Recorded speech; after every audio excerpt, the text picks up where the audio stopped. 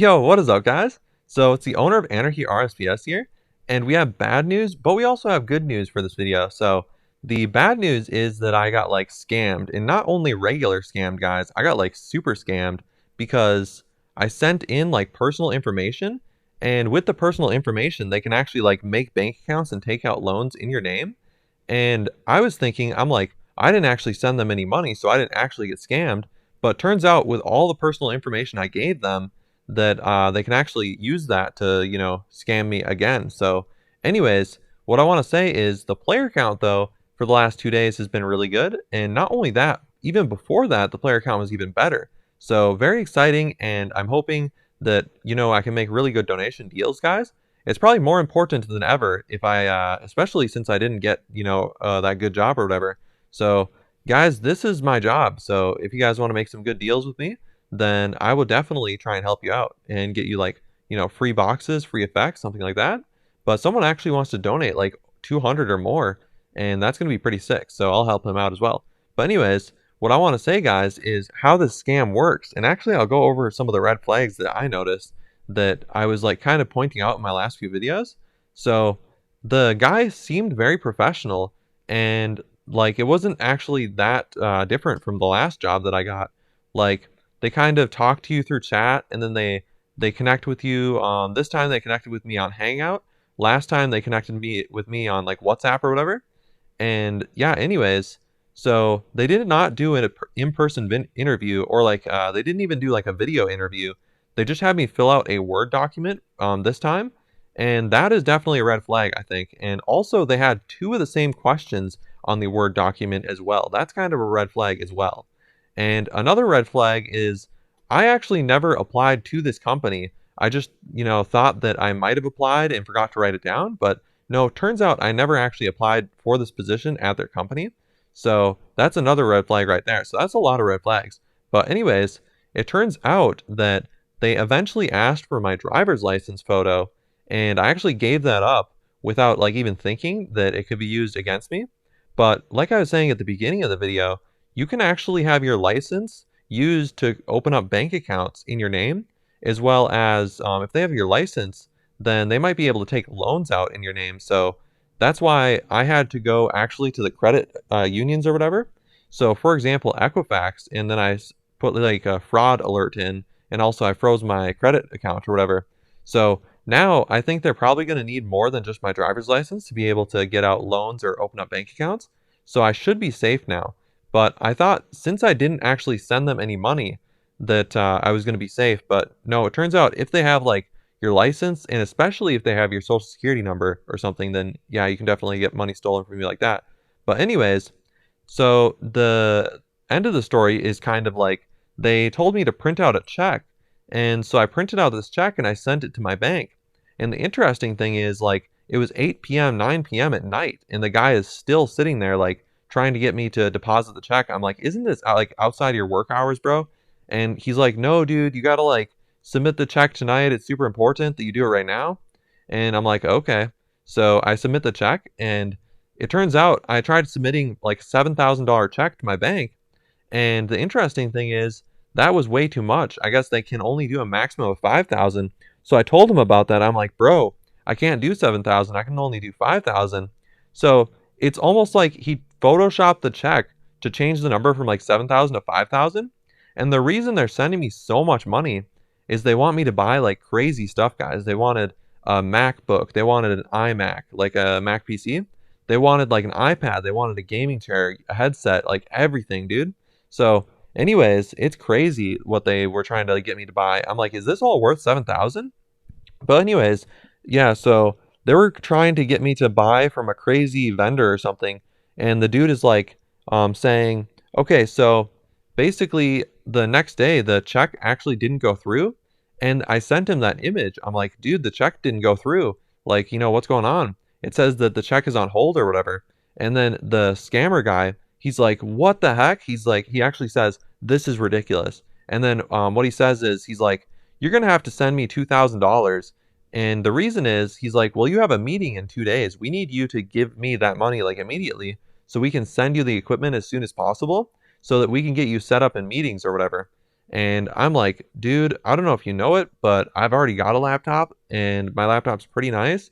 And I don't know if I need any of this extra equipment really to participate in like a simple meeting or whatever on Zoom. Or and the funny thing is, he actually said Zoom or Skype and I'm like, why would you say Skype? Skype's a little bit outdated. And so, anyways, yeah, it that was a little bit sketchy that he said Zoom or Skype. I'm like, you'd like not know which one or something. Like, anyways, yeah, that's like basically what happened. Turns out if they ever try and send you a check, then actually that's probably a scam. And the thing is, like, they could just send you the equipment. So that's what they did with my brother. All they had to do was just send him the equipment. They didn't try and make him pay for it or anything. But that's how their scam kind of worked. They were trying to send me a check, and then they would use the check to pay for the equipment. And so I don't know if they were thinking that the money would go through and then I would buy the equipment and then like eventually they would find out the check is fake. But the bank basically found out the check was fake like immediately and they put it on hold. I had to call my bank guys. If you don't call your bank about a fake check and the bank finds out that it's like a counterfeit check, they can actually close your account. So I don't know if if they close the account, you lose all the money in it or whatever. But there's been people on the internet that said they literally had their account closed because of a counterfeit check. So that's not good. But anyways, I think that's almost the whole story, guys. So actually, let me take a look at my phone really quick because I have some notes written down. Oh, I forgot to mention, I did go to the police station, and the police are like, sorry, dude, we can't file an actual police report because a scam didn't happen." And they're saying like you have to have like lost money or something in order for a police report to actually get made. And so then I went to the DMV, and the DMV, I'm like, yo, can I get like a new license with a new driver's license ID? And they're like, well, actually, you need a police report in order to do that. And I'm like, well, they told me I can't get a police report unless I actually have money stolen from me. So apparently, I gave some person pictures of my driver's license, and the DMV won't even give me a new license because they don't think that any money was stolen from me or whatever. So I don't know if that police officer is telling the truth, where the police officer, he might have just not wanted to make a police report. He's like saying, yeah, you didn't actually have money stolen, so sorry, we can't make a police report. He's just like sitting there writing notes on like a piece of paper or whatever. He's like, yeah, I got, a few notes here. He's got like one or two bullet points, but I did show him the entire conversation of the emails back and forth between this person. So the interesting thing is like when I'm looking at a scam, usually the people have horrible English. Usually the people are like really obviously scammers. But the person who emailed me almost had like these emails ready to go and all perfect English. Everything looked legitimate. And that's why I was like falling for it so hard. So this is like the first time I've encountered this type of scam, I guess.